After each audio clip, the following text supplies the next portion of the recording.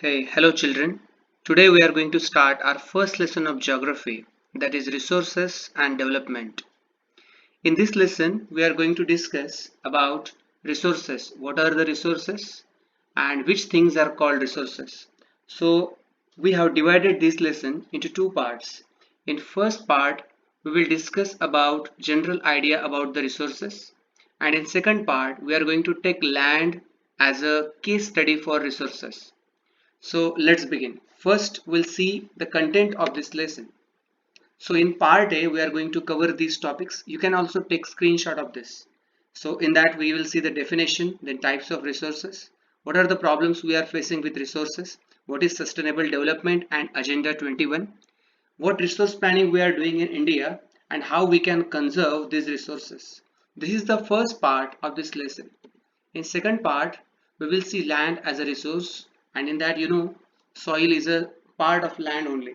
That's why we'll also see how the soil is formed, how much time does it take to get formed, and which types of soils are there. All these topics we are going to cover in this lesson. So let's begin. First, let's see the definition of the resources. बच्चों, जैसे कि आपको पता है, हर चीज जो nature में available है जिसका हम इस्तेमाल करते हैं वो रिसोर्स होती है. लेकिन फिर भी उसे अगर एक डेफिनेशन में हम रखना चाहे तो हम इस तरह से कह सकते हैं, everything available in environment which is technological accessible, economically feasible means practical, and culturally acceptable. So everything which is available and which can fulfill these three terms, it is called resource. So this is the definition of the resources. Now let's see the types of resources. From 6th standard we have been discussing about resources. So there are many ways to categorize the resources. So in these four categories, we have divided resources in this lesson. First, on the basis of origin, we have divided resources into two parts, that is biotic and abiotic. Biotic resources means living resources. For example, fish is a resource and it is a living resource. That's why it can be categorized into biotic resource. And abiotic, it is exactly opposite to biotic, that is living. Abiotic means non-living. For example, all minerals, they are resource but they are non-living. That's why they are called abiotic resources. Very easy to understand. On the basis of exhaustibility, there are two types of resources, renewable and non-renewable. Renewable means which can be replenished in short time. For example, if we are using wind power or solar energy, all these resources get replenished. That's why they are called renewable resources. But at the same time, non-renewable resources, they are also renewable. But what is the exact difference?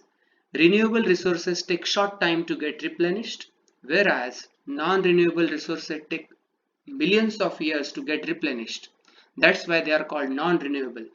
Fossil fuels, then are minerals and metals, they are example of non-renewable resources. Third, on the basis of ownership, there are four types of resources. First is individual. Everything which is owned by an individual, it is called individual resource. For example, you might be having your car, then your house, plot in urban area, it is called individual resource. Then community resource.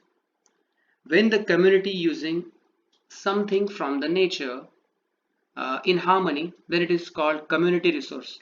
For example, in cities, parks, gardens, all these things we are using with harmony, it is called community resource. Third type of resource is national resource. Technically, if you see, everything which is available in political territory of that country, it is called it is owned by the nation. That's why it can be called national resource. But if you see roads, then railways, and if you go to ocean, then till 12 miles, the area of water, it is belonged by the nation, that it is also national property. That's what is called national resource. Then fourth is international resources.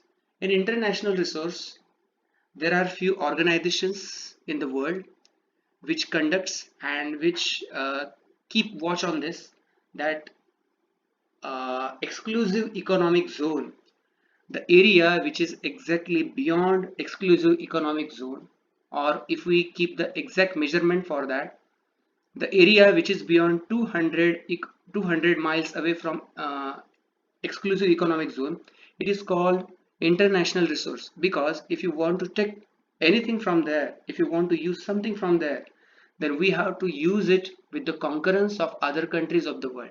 That's why it is called international resource. Let's move towards our fourth basis of resources, that is development. In that, first is potential. Potential means which is developed but fully it is not developed now. That is called potential resource. For example, there are many things in our area which are not developed yet, but in future there can be a technology by which we can use these resources. Then second is developed. For example, coal, then minerals, metals. We know all the uses of these things, so they are developed. Then third is stock. We know that they are useful, but still we can't use them because we are not having that technology to utilize them. That's what is called stock resource. And the last one is reserves. As we know, we have to do the sustainable development. That's why few things we have to use, but we have borrowed these resources from upcoming generation. So we don't have this right to exhaust all these resources. So we have to keep something for our future generation. That's why we have kept some forest which are reserved. This kind of reserved areas, they are called reserves. So in this way, we have seen the types of resources. Now let's move towards our next topic, that is problems with resources. My dear children, as you know, we are using resources without taking any pause. That's why these resources are exhausting from the earth. So what problems we are facing because of this? Let's see. The first is depletion. Few individuals, those who are rich people, for fulfilling their belly or for their profit, they are taking these resources, and that's why these resources are depleting. Second is accumulation in few hands. Only few people are using these resources. That's why uh, two groups of society have been formed in our community. First group is haves and second is have-nots. Haves are those people, those who are having property, and have-nots are those who don't have any property. So these two groups are made in the society because of this accumulation in few hands. Third is indiscriminate exploitation led to global warming, ozone layer depletion, and pollution and land degradation. So if we don't stop this, it will continue, and one day will come where we'll exhaust all our resources.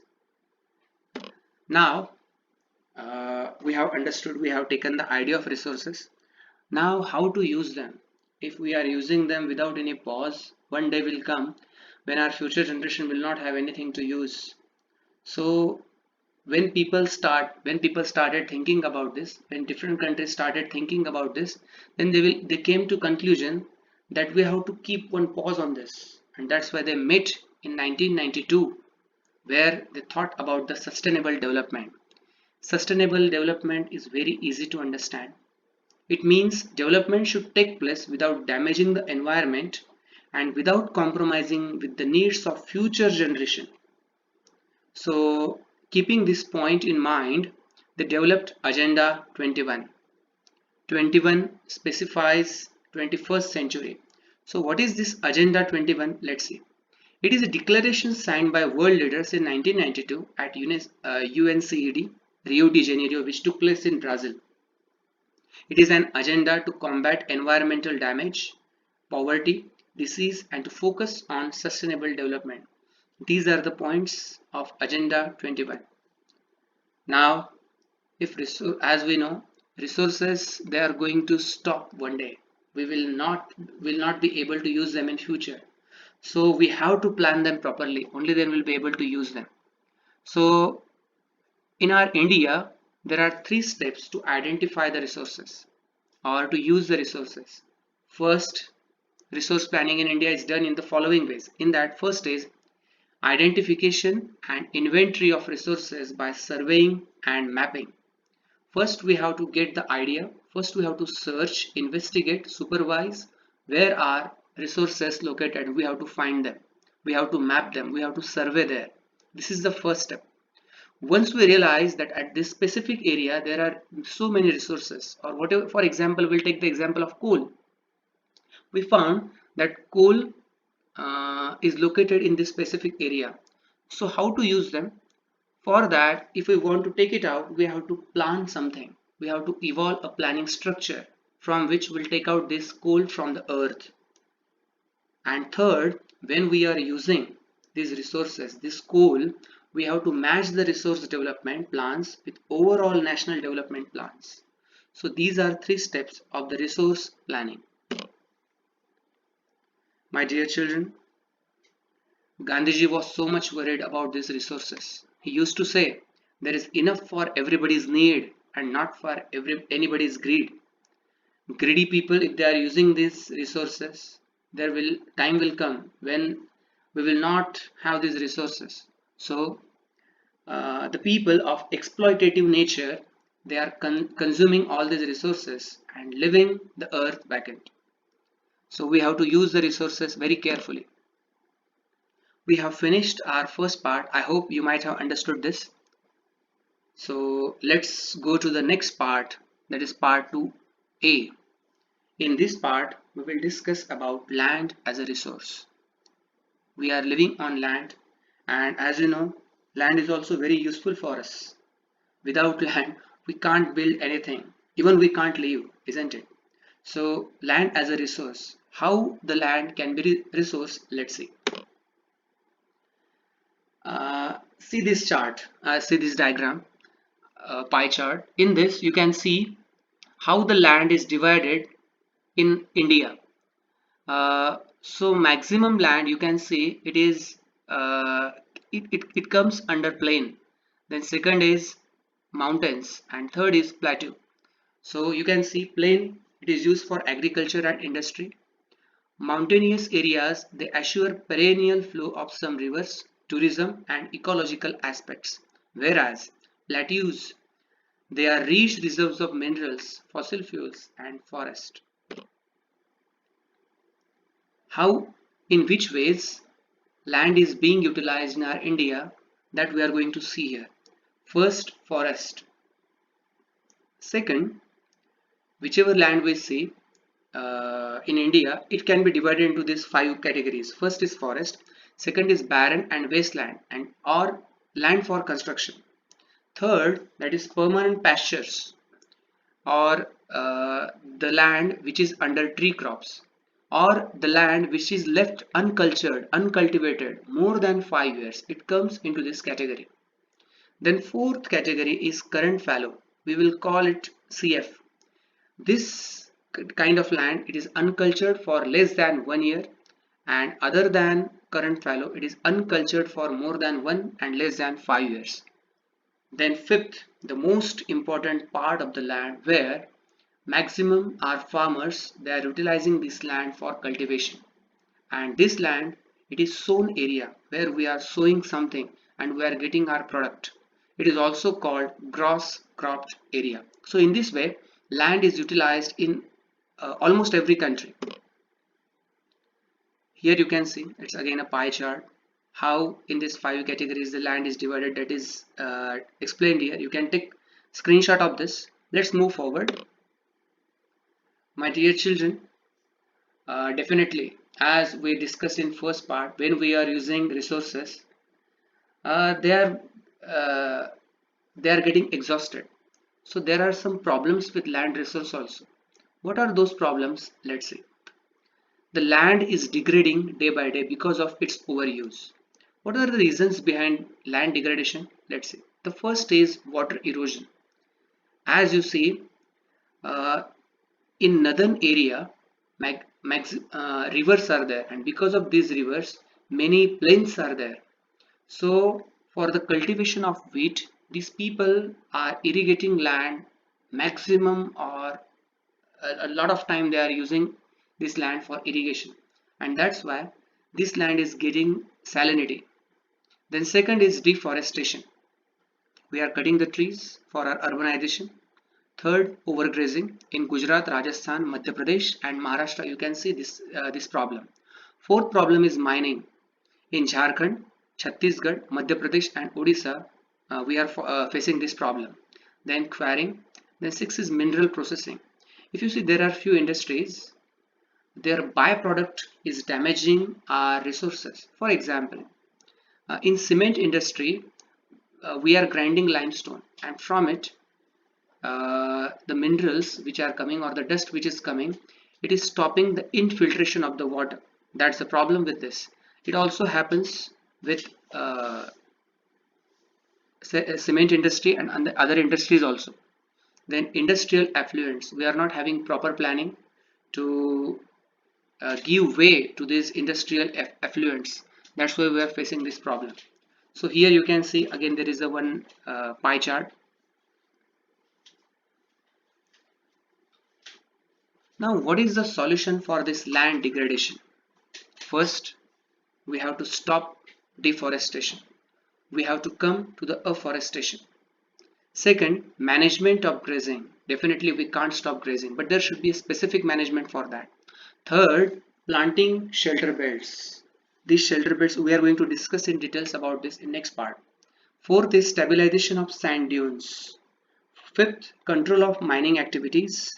And sixth, proper disposal of industrial effluents. So this solution can be applied to the land degradation, by which we can stop the land degradation. Now let's go to the next part of this lesson, that is soil as resource. First, let's take a look in this picture how soil is formed. My dear children, as you know very well, it takes millions of years to form 1 centimeter surface of soil, because it is very lengthy process. From the rock it is formed. So it takes millions of years to form soil. The different factors are responsible for the formation of soil. So in that, first is relief. What is the relief feature of that feature of that specific area? Second is parent rock, from which rock it is getting evolved or getting washed away. Then third is climate. Fourth is vegetation. Fifth, change in temperature. Because of this temperature, these rocks they are melting or they are getting away, getting separated, and the dust which is created by them, it is just taken away by the wind, and then this soil is being formed. Definitely it takes millions of years. Then running water, as it takes soil with it. Then wind and glaciers and different chemical and organic changes are responsible for the formation of soil. In our India, definitely there are many types of rivers, but basically these are 6 types of rivers which is given in our book. So you can see the map of India. Let's take a look on this. You can also take a screenshot of this. Let's move forward. So on the basis of that, we have divided the soil in these 6 parts. So first is alluvial soil. Where this alluvial soil is found, it is found in northern plain or in eastern coastal plain. This alluvial soil can be also found in, as it is found in northern plain, because of these rivers Indus, Ganga, Brahmaputra. Then there are types of alluvial soil. Size wise it is Duars or Kos or Tarai, and age wise it is Bangar and Khadar. So you just have to keep these names in your mind. What are the content of this alluvial soil? It is full of potash, phosphoric acid and lime. Sugarcane, paddy, wheat, cereal and pulse crops, they are grown in this alluvial soil. Now let's move to second soil, that is black soil. In northwest Deccan Plateau, it is found. Godavari, Krishna valleys, it can be found.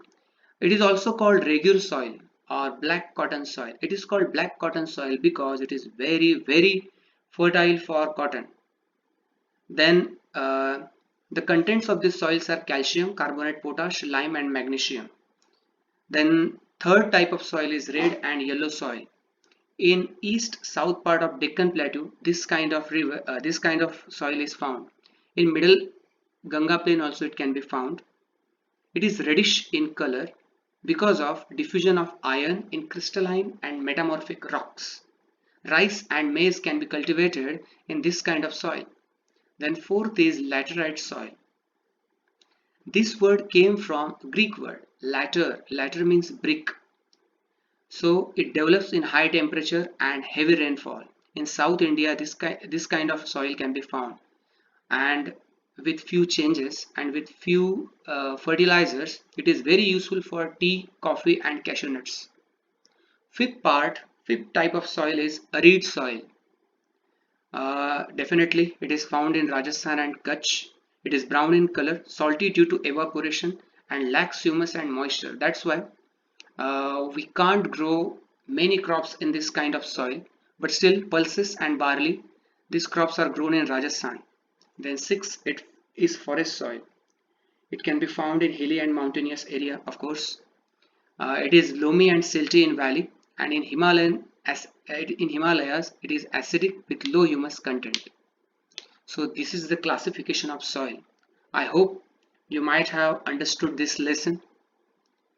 Uh, Each and every part of the lesson is covered in this topic. Not a single bit is left.